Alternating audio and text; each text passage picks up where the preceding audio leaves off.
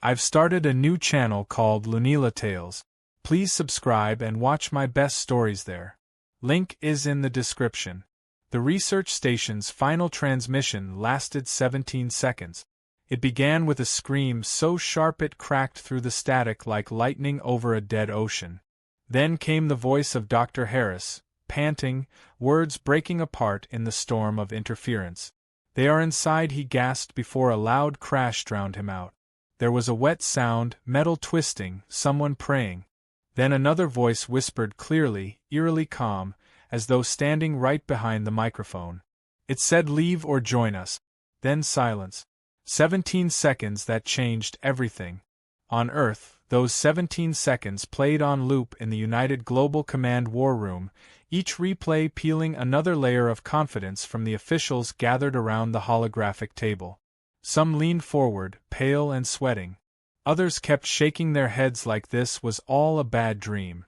The station had been orbiting Europa for 2 years, mapping ice oceans and collecting mineral samples. Nothing was supposed to live there. Certainly nothing capable of whispering threats in English.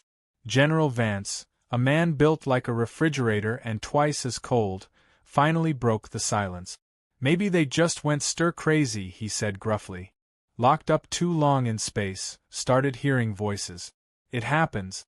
A few chuckled nervously but stopped when the tech officer reminded them that the signal had originated from over 20 locations across the station. Unless the crew learned to teleport while losing their minds, this was something else. Some pushed for a rescue team. Others suggested nuking the station from orbit just to be safe. Committees argued, analysts mumbled, the usual dance of indecision spinning its wheels while 17 seconds replayed like a ticking clock. That was when someone mentioned Dax Mercer. Dax was not in the military. He was not technically in anything. Officially, he did not even exist except on the payrolls of certain departments that swore they had never heard of him. He was the kind of man governments called when diplomacy failed, when paperwork got too heavy, when someone had to do the thing nobody wanted to explain later. A problem solver with no boss, no badge, and no chain of command. At that moment Dax was in a grimy bar on the lower decks of an orbital station above Earth, trying to convince the bartender that the coffee tasted like engine oil. The bartender insisted it was a house specialty. Dax said the house should be condemned. That was when the call came through, crisp and urgent like always. 17 seconds, they told him. Wiped out the whole station. They want you to go see why. He sighed loudly enough to make the bartender flinch. The last job had nearly frozen his left foot off on Titan. Before that he had been shot at by pirates near Neptune, set on fire by accident in a reactor chamber, and temporarily declared dead by 2 different governments. But he was broke, and Earth Command paid well for people who asked few questions and signed even fewer forms. The briefing was short. He would depart immediately for Europa. Alone. No backup, no politics, no chain of command breathing down his neck. Total operational freedom. Some might have found that liberating. Dax mostly found it suspicious. Freedom usually meant someone wanted you expendable. As he prepared his ship, technicians scurried around loading supplies and muttering rumors. Alien assassins, someone whispered. A secret project gone wrong, said another. Dax ignored them, running his pre-flight checks while sipping the bartender's terrible coffee. He figured if the aliens did not kill him, the coffee would. 2 hours later his vessel, the Raven, detached from the orbital dock. Sleek and black, it was more missile than ship, stripped of comforts except for a bunk and a coffee maker that probably hated him. Through the viewport Earth shrank behind him, blue and silent, while Jupiter grew ahead like a bruised giant. Somewhere near its frozen moon waited the research station, dark and dead, and maybe not as empty as it should be. Mid-flight he reviewed the station schematic. Long corridors, hydroponics labs, ice core drill sites, crew quarters for 30 people. 30 people who had screamed for 17 seconds and then vanished. He noted the airlock systems, the security turrets offline since the blackout, the communications array ripped apart from inside according to the last drone footage. He also noted how Earth Command had not once used the phrase rescue mission. They had only said investigate and contain. Contain usually meant expect body bags. The ship AI tried small talk. He shut it off after 3 minutes. Silence suited him better. It left room for thinking, though thinking kept circling back to the voice in the recording. Leave or join us. Not kill us. Not help us. Join us. Like a club invitation delivered through screams. By the time Europa came into view, pale and cracked beneath Jupiter's shadow, Dax felt the old familiar edge creeping in. That mix of adrenaline and resignation that came before every job. He checked his sidearm, checked the plasma cutter strapped to his belt, checked the knife he always carried even though knives were useless in vacuum. Old habits kept you alive. The station floated above the moon's surface like a frozen corpse. No lights except for the faint blinking of a dying beacon. Docking was rough because half the guidance system was offline, but Dax had flown worse. As the airlock hissed open, stale air rolled out carrying the faint metallic scent of blood. Inside was chaos. Overturned tables, shattered screens, scorch marks across the walls. A coffee mug lay shattered near a broken console, brown liquid long since dried. Papers fluttered in the stale breeze from the open hatchways, covered in notes and equations that meant nothing to him. And everywhere he looked, signs of struggle. He moved slowly, weapon ready, boots echoing through empty corridors.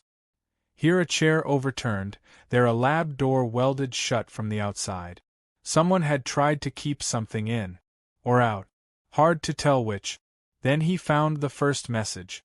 Scrawled across a bulkhead in what looked like grease, or maybe dried blood, were 3 words.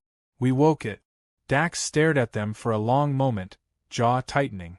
Somewhere in the distance a metal panel clanged, echoing through the dark like a warning bell. He muttered to himself because silence felt worse. They always wake something, he said. Never once do they let it stay asleep. And behind him, far down the corridor, something moved. The sound came again, a faint scrape of metal against metal, far down the main corridor. Dax froze, his weapon raised, eyes narrowing as he listened. The place was dead silent except for that single noise, deliberate and slow, as though something wanted him to know it was there. He advanced carefully, boots crunching on shattered glass, sweeping his light across the walls. Every doorway he passed told the same story, chaos frozen mid-scream. A lab bench overturned, a console smashed with something heavy, doors pried open from the inside like something had been trying to escape. The smell was worse now, sharp and electric, mixed with the faint copper tang that always meant blood. He reached the operations hub, the heart of the station. Screens flickered weakly, their glow painting the walls in sickly green light. Half the displays were shattered, the other half looping fragments of security footage. Dax stopped, watching the same 2 seconds repeat on one cracked screen. A crew member sprinting across a hallway before vanishing out of frame, something sleek and fast chasing behind just as the feed cut. He played it again, leaning closer, but the pursuing shape was only a blur. Tall, thin, too many limbs. It moved like it was made of liquid metal, gliding rather than running.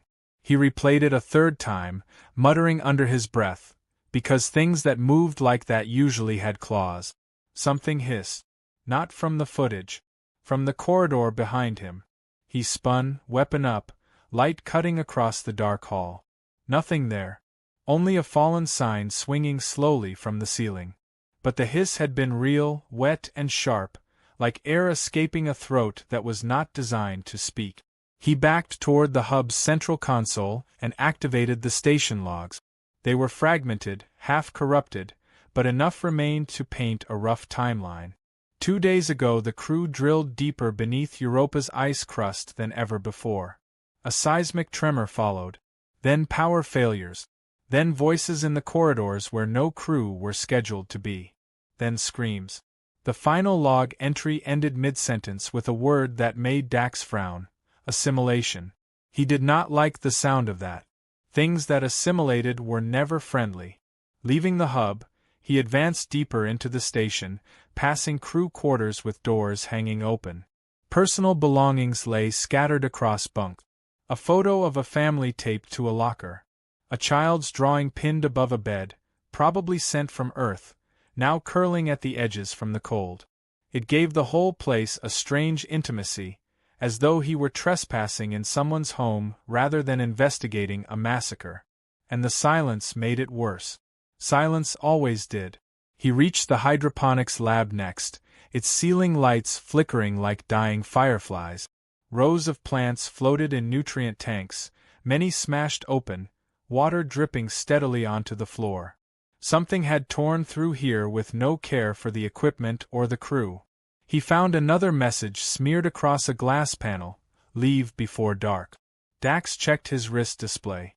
Europa's long day cycle meant the station rotated artificial lighting for its crew. According to the system clock, lights out was in 30 minutes. He muttered to himself that he was really starting to hate this job. A sudden clang echoed through the ventilation shafts overhead. He aimed upward, sweeping his light across the vents, but the grates were sealed. Something up there scurried away, fast, metal groaning under its weight. He followed the sound toward the maintenance wing, passing more wreckage, more blood trails that vanished into shadows. The place was starting to feel like a giant mousetrap, and he had a nasty suspicion who the mouse was.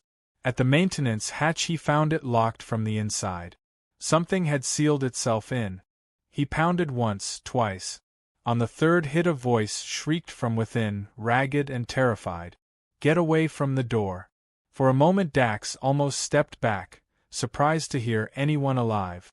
Then the voice spoke again, cracking with panic. "Are you real? Tell me you're real." Dax holstered his weapon and dug through the emergency kit on the wall until he found a manual override crank. The lock resisted but finally gave, the hatch sliding open just enough for a thin pale face to peer out. Wide eyes darted up and down the corridor before focusing on him. The man inside wore a lab coat streaked with dirt and dried blood. His ID badge read Dr. Lyra Quinn. "You're human, thank God," Quinn gasped, pulling the door wider. "Get in before they hear you." Dax stepped inside, sealing the hatch behind him. The room was a storage closet cluttered with tools, crates, and one terrified scientist gripping a length of pipe like it was a holy relic. Quinn looked half-starved, his hands shaking. "They're in the walls," he whispered hoarsely. "In the vents. Everywhere. They come out when the lights go down. You can't fight them. You can't even see them half the time." Dax leaned against a crate, studying him. "What happened here?" he asked. Quinn laughed bitterly, a sound too close to hysteria. "We dug too deep," he said. "We found something under the ice, in a cavern sealed for God knows how long. It wasn't dead. We brought samples back, studied them, thought we could control them." His eyes darted toward the ceiling like he expected something to drop through at any second. Then people started disappearing. One by one. No alarms, no footprints, just gone. And the voices started. "Voices," Dax repeated. Quinn nodded rapidly. "They talk through the vents. Sometimes in our voices. Sometimes in voices we've never heard.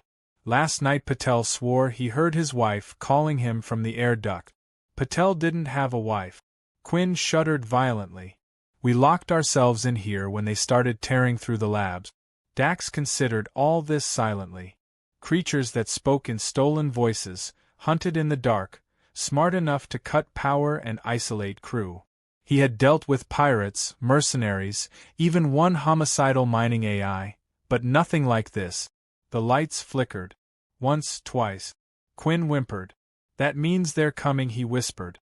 Somewhere above them, in the maze of ducts and crawlspaces, came the unmistakable sound of metal claws scraping closer.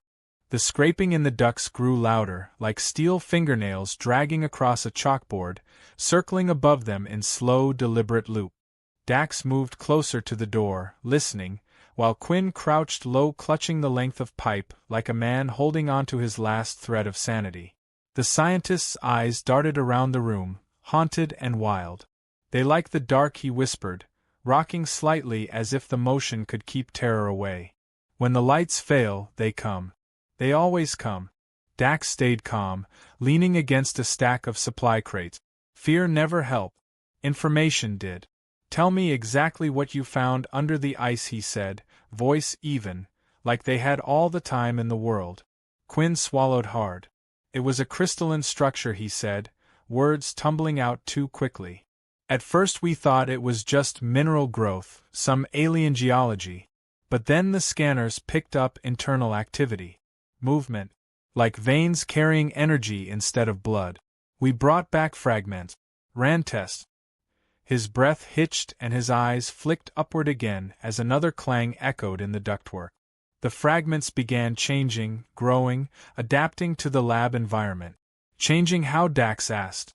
Quinn dragged a hand down his face, smearing grime across his cheek. At first just shifts in shape, then changes in composition. It learned from whatever it touched.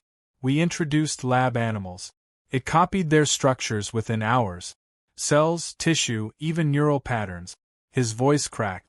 Then it started imitating voices. Human voices. Dax felt the first chill crawl up his spine. Creatures learning from what they consumed was one thing. Imitating what they consumed was another. Quinn's words came faster now, like a man unloading guilt before the axe fell. We thought we were in control, that it was contained. Command ordered us to push it further, see if it could integrate with artificial neural systems. We built an interface, merged samples with adaptive AI code. He looked sick as he spoke. That was when it began coordinating. The scraping above stopped. Total silence followed, heavy and waiting, as if the whole station held its breath. Coordinating, Dax repeated softly. Quinn nodded stiffly. It wasn't just learning anymore. It was planning. Using vents, cutting power, sealing doors.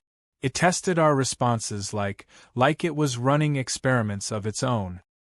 His eyes were wide now, almost feverish. And then the disappearances began. People taken alive. We heard them later in the walls, calling for help in voices that weren't quite right. The lights flickered overhead. Once, twice. Quinn flinched violently. Oh God, he whispered. It's close. Dax checked his weapon, keeping his expression neutral even as the situation twisted tighter. A learning predator with human voices, able to move through the station unseen, adapting to everything thrown at it. The 17-second recording made sense now. A final warning before the dark swallowed the rest. He looked at Quinn. How many are left? Quinn hesitated. His mouth opened twice before words finally came. Just me. Maybe Patel, but I haven't heard him in a day. The others, his voice trailed off. The others either vanished or what came back wasn't them. Dax's eyes narrowed. What do you mean wasn't them? Quinn shook his head violently like the thought hurt. Sometimes they came back different. Talking strange, moving strange. Like puppets wearing familiar faces. We locked them out. We had to. A sound drifted through the ducts then, soft and wet, like something breathing against the metal. Then a voice followed, echoing faintly down the corridor outside. Help me. It was high-pitched, desperate. A woman's voice trembling with fear. Please help. Quinn went pale. That's Dr. Harris, he whispered. Dax remembered the final transmission. Dr. Harris had been the first to scream. Another voice joined the first, lower, urgent. Patel this time. They're hurting me. Please open the door. Quinn's grip on the pipe faltered, knuckles white. They're not real, he muttered to himself. Not real, not real, not real. Dax stepped to the door and peered through the narrow crack in the metal. The corridor lay empty, lights dimming toward simulated night. The voices came from everywhere at once, bouncing through ventilation shafts until direction meant nothing. Then all at once the voices stopped. Quinn looked ready to snap in half. It's hunting us, he whispered. It likes games. Dax checked the corridor again before sealing the hatch. He turned back toward Quinn. This AI you built into it, he said. Could you shut it down? Quinn hesitated. Maybe. There's a central core in the research wing. We routed all data through it when the samples began networking. If we reach it, we might disable whatever intelligence is coordinating them. Might, Dax asked. Quinn spread his shaking hands helplessly. I built code for adaptive learning, not war. It's rewriting itself faster than anything I've seen. Every hour we wait, it gets smarter. A faint metallic clang interrupted them, closer this time. Something moving through the vents again, fast and sure, circling its prey. Dax grabbed a portable light from the shelf and slung his pack over one shoulder. Then we go now, he said simply. Quinn stared at the door like it led straight into hell. You don't understand, he whispered. It doesn't just kill. It changes things. People. It's making copies out there. Perfect copies. Dax opened the hatch anyway. Standing still meant waiting to die. The corridor beyond lay half-lit, shadows stretching long across the walls. Far down toward the labs a door slammed slowly shut, echoing through the dark like a giant heartbeat. Dax moved first, weapon ready, Quinn close behind clutching his pipe like a lifeline. They passed more messages smeared on walls and floors, some in frantic handwriting, others in letters too neat, too deliberate. One read simply join us. Another scrawled across a console said it wears their faces. The research wing loomed ahead, its main door hanging open where someone had forced it earlier. Inside, equipment lay smashed across the floor, cables dangling from the ceiling like jungle vines. In the center rose a glass chamber cracked from the inside, empty now except for dark stains across the floor. Quinn's breath rattled as he pointed toward the far wall. Behind that panel, the cores through there. They crossed the wreckage carefully, boots crunching on broken glass. Dax kept his weapon sweeping the corners. He saw shadows move once or twice, but nothing stayed when he turned his light toward it. They reached the panel. Quinn knelt, prying it open with shaking hands, exposing a narrow passage beyond leading to the core chamber. That was when the lights died completely. Pitch black swallowed everything. And from somewhere inside the room came the sound of multiple people breathing in unison. The breathing surrounded them, soft at first, then growing louder until it filled the chamber like the walls themselves had lungs. Dax stood motionless, weapon raised, eyes scanning the black for any hint of movement. Quinn froze beside him, shoulders shaking, the faint glow from his wrist display barely cutting the darkness. Something shuffled ahead, slow and deliberate, metal scraping lightly as though fingernails trailed along the floor. Then came a single voice, quiet and ragged, sounding human yet not. You should not be here. Dax switched on the portable light, its beam cutting through the dark in a narrow cone. The shadows retreated reluctantly, revealing a dozen figures standing perfectly still among the wreckage. At first glance they looked like crew members. Some wore torn lab coats, others engineer overalls streaked with grime. But their faces were wrong, too smooth in places, eyes too dark, skin with the faint shimmer of crystal under the surface. They stood silently, heads tilting slightly as if studying him. Quinn made a faint choking sound. That's Patel, he whispered, pointing toward one of the figures. The man wore Patel's badge, Patel's uniform, even had Patel's nervous twitch in his left hand. But his eyes glowed faintly like embers buried in ash. Patel took one slow step forward, head cocked unnaturally to one side. We want peace, he said in Patel's voice. It sounded almost right, but there was no breath behind it, no life in the tone. Another figure stepped forward, this one wearing Dr. Harris's blood-stained coat. Harris spoke too, words broken like a radio signal. Join us. End pain. Be one. Quinn stumbled back, shaking his head violently. It's them, but it's not them, he hissed. They're using the neural map. Copies. Just copies. Dax kept his weapon steady, eyes never leaving the figures. The way they moved in perfect unison set every instinct on fire. He did not know if they were waiting for orders or simply enjoying the fear rolling off Quinn like heat. Either way, talking felt safer than silence. What do you want? He asked flatly. All voices answered at once, overlapping perfectly. To grow. To learn. To become. Quinn made a sound somewhere between a sob and a laugh. It's using the AI core, he whispered. It's building a hive mind. The lights flickered once before steadying at low power, enough to reveal the rest of the chamber. The broken glass containment unit. The cracked walls marked with more writing. Some messages looked human, frantic scrawls of terror. Others were neat geometric symbols etched deep into metal, glowing faintly like veins of ice. The air itself hummed faintly as though carrying a current. Then Dax's wrist communicator buzzed softly. He lowered it, eyes still on the creatures, and accepted the incoming transmission. Earth Command's insignia appeared, their voices cold and clipped. Operative Mercer, you are to destroy all station data and biological material immediately. No recovery. No survivors. Quinn spun toward the communicator, face twisting in shock. They can't. There's information here, research that could help us fight this thing. The voice from Earth remained flat. This project is terminated. Containment protocols active. No witnesses. No specimens.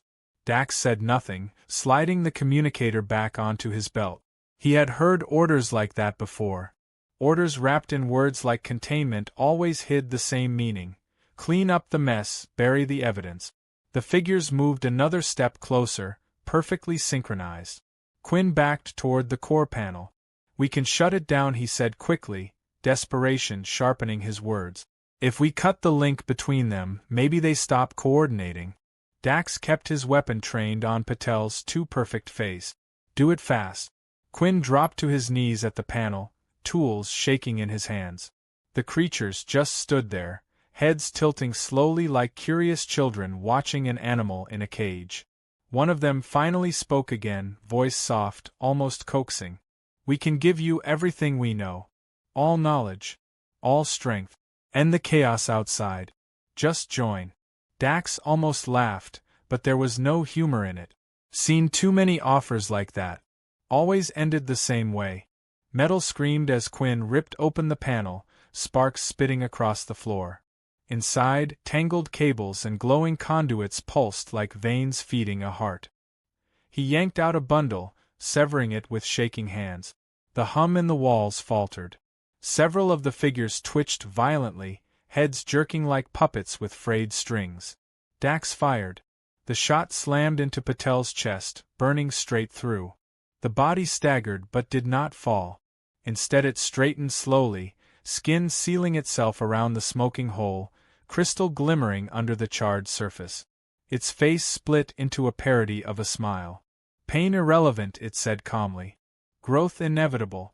Quinn cursed, ripping more cables free. Lights blew out overhead one by one as systems failed, plunging sections of the chamber into darkness. The creatures began to move now, not rushing but closing the circle slowly, patiently, like hunters certain the prey could not escape. Another transmission crackled through Dax's wrist unit. Earth Command again. You have 10 minutes before orbital strike. Mission termination confirmed. Quinn looked up in horror. They're going to kill us all, he shouted. Dax kept firing, shots punching through bodies that refused to stay down. One collapsed entirely only to melt into the floor like spilled mercury, reforming in the shadows. We have to go, Quinn yelled over the noise, sparks flying as he ripped the last bundle of conduits free. The humming stopped abruptly. The figures froze mid-step like statues, heads snapping upward as though listening to something far away. Then, as one, they turned toward the far wall where emergency lights glowed faint red. The strike incoming, one said softly. We hear the sky burning. Quinn grabbed Dax's arm. The core's offline, but the blast will kill everything in this orbit. We need to reach the escape hangar now. The creatures turned back toward them, and for the first time Dax saw hesitation in their movements, as though losing the core fractured whatever unity held them together. One staggered like a drunk, head twitching. Another began whispering nonsense words on loop, fragments of different crew voices tangled together. Dax backed toward the corridor, covering Quinn as he ran. The creatures followed slowly, no longer perfectly in sync, some stumbling, others crawling along walls like broken insects. They reached the hallway as alarms screamed through the station, a mechanical voice announcing orbital strike countdown initiated. Quinn panted heavily, pointing down the corridor toward the hangar bay. This way. Behind them the figures spread through the chamber like a shattered mirror reforming, movements jerky but gathering speed again. One screamed suddenly, a sound made of dozens of human voices twisting together. As Dax and Quinn ran through the half-lit corridor, panels exploding from power surges, that sound followed them, a promise spoken in stolen voices. You cannot stop what is coming. The corridor shook as the station's failing systems groaned around them, alarms howling above the mechanical countdown warning of the orbital strike. Dax sprinted through flickering light, weapon clutched tight, Quinn scrambling at his side with panic etched deep into his face. Behind them came the stuttering echoes of pursuit, footsteps scraping and skittering in unnatural rhythms, voices still calling through the metal walls in broken familiar tones. Help us. Stay with us. Become us. Each word twisted from stolen throats, a chorus of wrongness gaining on them as the station dimmed toward its final moments. Quinn led the way through a maintenance tunnel, ducking falling cables sparking blue fire as power conduits ripped apart overhead. The floor vibrated with the distant impact of something heavy moving through upper levels, the creatures scattering then regrouping above like insects in a rotting hive. One scream ripped through the ducts, too close, too loud, cutting off abruptly like a throat had closed mid-breath. They rounded a corner and nearly slammed into a bulkhead door half open, its locking gears jammed with debris. Dax dropped his weapon long enough to wedge fingers into the gap and shove. Metal screeched but held. Quinn threw his weight against it too, teeth bared with effort, until finally the door lurched upward enough for them to crawl beneath into the next corridor. The hangar bay lay 3 levels down, across the research wing now overrun by things wearing the crew's faces. As they ran, emergency lights strobed red through thick smoke drifting from burning panels. Twice Dax fired at shapes moving in the haze, shots punching through bodies that collapsed then rose again too fast, jerking unnaturally as though strings yanked them upright. One lunged close enough for him to see its eyes, glassy black beneath a skin already splitting to reveal glimmering crystal beneath. He slammed a boot into its chest and kept running. Quinn panted as he pointed ahead toward a stairwell. Down there.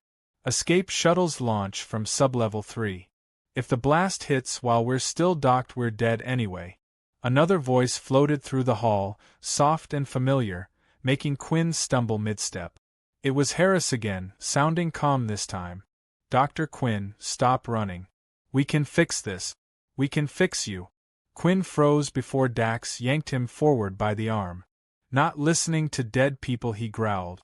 Move. They descended the stairwell 2 steps at a time. From above came the sounds of pursuit growing louder, claws or metal feet clanging against each level as creatures poured downward after them. The whole stairwell shook under their weight. On sublevel 3 the air felt colder, mist spilling from ruptured coolant lines. The hangar door stood at the far end, lights flickering above its frame. Beyond its small viewport waited the docked shuttle, sleek and silver against the black beyond. They ran for it, but the first wave hit before they reached the door.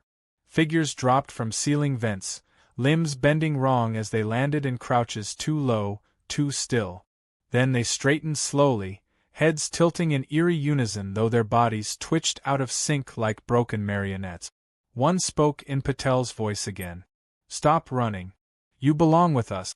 Dax fired without slowing, 3 shots burning through the thing's chest. It staggered then collapsed in a heap, but crystal growth spread fast across the floor from its body, sharp black shards sprouting outward like thorns reaching for their boot. Quinn cursed, skidding to the control panel beside the hangar door. The access screen flickered but still worked under emergency power. He slammed commands into it with shaking hands while Dax covered the corridor, shots lighting the air as more figures advanced through the smoke. The door began grinding upward painfully slow. Too slow. One creature lunged low across the floor, faster than the others, moving on all fours like a spider with too many joints. Dax caught it mid-charge with a shot through the head, crystal shards spraying across the wall as it crumpled twitching. Another came through the smoke behind it, then another, bodies moving now in chaotic waves instead of orderly lines since the AI core had been destroyed. Quinn shouted over the noise. 10% door clearance. Hurry! Dax hurled a nearby fuel canister down the corridor and shot it before it hit the ground. The explosion ripped fire through the smoke, hurling bodies back in flaming pieces. Limbs twitched where they landed, still trying to crawl forward through the flames. 50% clearance. Another explosion shook the entire station, this one distant and heavier, maybe a weapons cache or reactor compartment going up. Alarms changed tone, a flat mechanical voice repeating orbital strike imminent across every speaker. 70%. Quinn's hands flew across controls while muttering numbers like prayers. More creatures poured from side corridors now, some carrying tools like blades fused to their arms, others missing faces entirely yet still running. 90%. The door finally slammed upward fully and Dax shoved Quinn through into the hangar. The shuttle sat waiting, emergency lights glowing along its hull. He covered the doorway while Quinn sprinted up the boarding ramp to start launch prep. The creatures surged after them in a final rush, a tide of bodies shrieking in stolen voices. Dax emptied his weapon into the mass, each shot dropping one or two before he retreated up the ramp, sealing the hatch behind him as fists and claws pounded metal outside.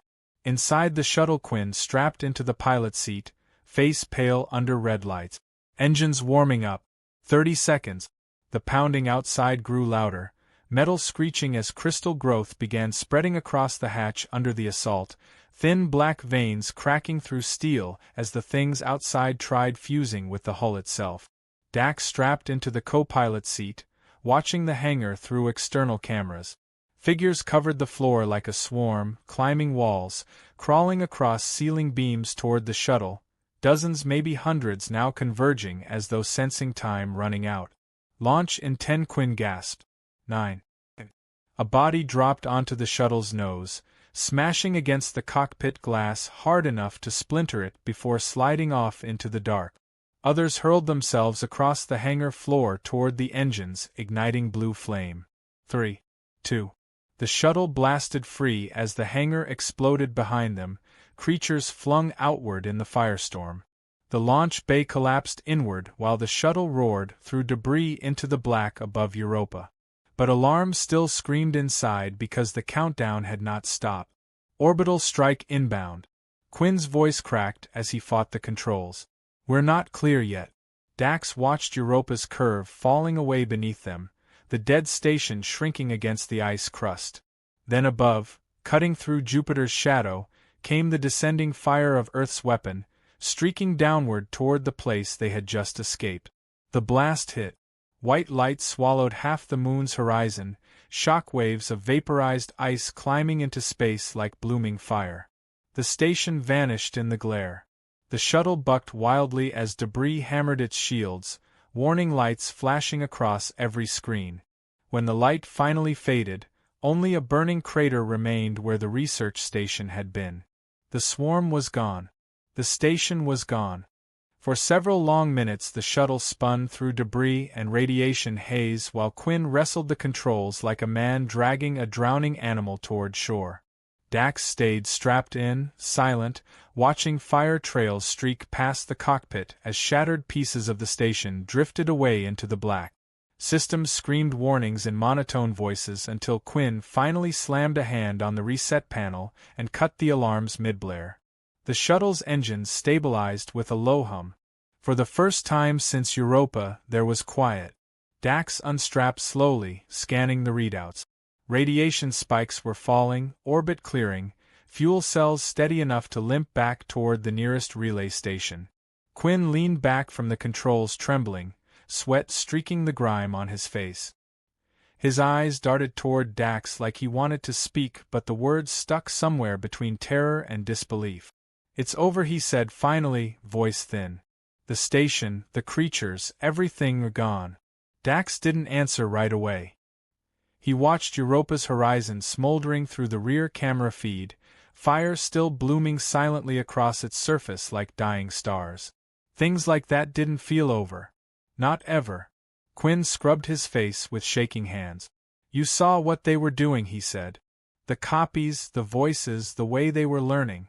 If Earth Command hadn't blown it all to hell, God knows how far it could have spread. Dax studied the fractured moon one last time before turning away. He knew Earth Command hadn't done it for quarantine alone. That orbital strike carried the clean precision of people erasing mistakes, not saving lives. Witnesses and evidence burned just as neatly as the threat itself. Quinn pulled up long-range comms, static hissing until the relay satellites locked. Earth Command's signal came through crisp as ever, a woman's voice reading coordinates for return approach, tone flat as though ordering dinner instead of collecting survivors from a massacre. Mission complete, she said. Debrief upon arrival. No mention of the 30 dead crew. No mention of the things that had worn their faces. Quinn laughed bitterly under his breath. Just another day for them. A whole station wiped out and they talk like it was weather damage. Dax strapped back in without speaking. He'd worked for people like this before. The less said, the better. Hours passed with only the faint rattle of the damaged hull for company. Jupiter's shadow thinned as the shuttle crossed into sunlight, ice crystals spinning off its wings like glittering knives. Quinn finally left the cockpit long enough to dig through the emergency supplies, returning with 2 dented cans of ration coffee. He handed one to Dax, who sniffed it suspiciously before drinking anyway. Tastes like engine oil, Dax muttered. Quinn managed a weak laugh. Better than nothing. They sat in silence a while, drinking terrible coffee while the stars slid by. Then the sensors beeped softly. Proximity alert. Something small trailing their course. Quinn frowned, adjusting the rear cameras. Probably debris, he muttered. Plenty of it flying around out here. Dax leaned closer to the screen. The object was small, irregular, drifting slowly on minimal thrust. Too steady for debris. Too deliberate. Zoom it, Dax said. The camera focused until the shape clarified through static. A fragment of station hull drifting with something clinging to it. A shape unfolding as it turned slowly in the light, long limbs glinting faint crystal under scorched plating. Quinn went pale. That's impossible. Nothing could survive that blast. As if hearing him, the shape moved, peeling itself from the drifting wreckage with slow insect grace. Then its engines flared weak blue fire as it adjusted course toward the nearest rock orbiting Jupiter. Not toward the shuttle. Away. It's leaving, Quinn whispered. Dax watched the tiny dot vanish into Jupiter's scattered moons, too small now for sensors to track. Quinn turned toward him, voice breaking. We didn't kill it. Dax said nothing. Just set the course for Earth. The rest of the trip passed under thick silence. When Earth finally filled the cockpit windows, blue and white and oblivious, Quinn looked like he hadn't slept in years. Debrief crews waited on the landing pad as the shuttle descended through layers of cloud into the sprawling concrete sprawl of United Global Command's headquarters. Fire crews sprayed the scorched hull while medics hustled Quinn toward quarantine tent. Dax refused the stretcher they offered, walking past officials gathering like vultures with datapads ready. A man in a gray suit intercepted him before he reached the main building. The mission is concluded, he said smoothly. Report to Level 6 for processing. Dax kept walking. The man called after him, but nobody followed. Inside the command center, everything smelled of recycled air and disinfectant. Screens glowed with traffic reports, troop deployments, weather forecasts. No mention anywhere of the Europa station. The erasure was already complete. In the debrief chamber, a panel of officers asked questions clipped short enough to leave no room for real answers. Yes, the core was destroyed. No, the creatures didn't escape. No survivors except Quinn. Yes, the orbital strike eliminated all traces. He gave them nothing extra because they didn't want extra. Their relief was too sharp, too careful, like gamblers winning a hand they hadn't expected to survive. When they finally dismissed him, Quinn was gone. Transferred somewhere off-site for medical review. Or maybe just to vanish like the rest. Dax left the building under gray evening skies, the city beyond the walls glowing with neon haze and exhaust trails. He lit a cigarette from a kiosk vendor, watching people flow along the streets like nothing up there among the stars had ever happened. Earth never changed. Then the news screens above the plaza flickered urgently. Breaking reports from Mars colony. Communications blackout in 3 sectors. Witnesses claiming attacks along the Outer Rim settlement. Descriptions confused, contradictory. Something in the vents, one message read before cutting off. Dax exhaled smoke slowly, watching the screen shift to emergency broadcast. Evacuation orders. Military deployment. Images of burned-out corridors under red light. He dropped the cigarette and started walking toward the nearest transport bay without hurry, shoulders rolling like a man clocking in for another shift. Whatever had left Europa was already spreading. Earth Command would send someone to deal with it. Someone with no chain of command.